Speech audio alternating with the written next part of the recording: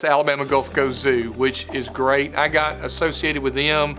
We moved down here about 13 years ago. I was working at a practice who was doing their animal care at the time, and as time went on, I kept doing more and more, where I was pretty much doing all of their animal care at the zoo.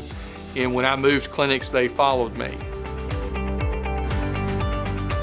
Something different every day, and we live in a small community where people want to support small business, and so that has made it very easy for us to make our transition from where we were into our own practice. I think we had our permit about 3:30 in the afternoon.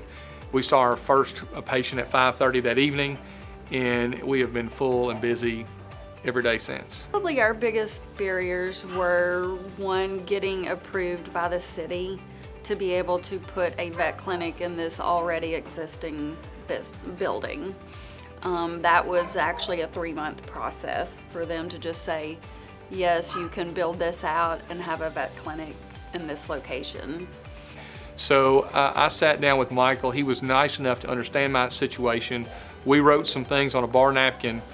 In 3 days, he was able to turn that into this, and we were able to present that to the city in 3 days. And so I can't tell you how much I respect that individual and the work that he's done. The flow that he gave us, and you don't understand, after talking to him, listen to his talks about how important design is until you actually go through the process with him and see the work he's done and talk about some of the things that we need to look at.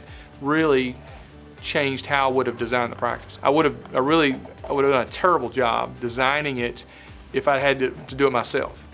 You know, we've been in other places where you don't have a good flow, and I think we did a really good job of creating that here.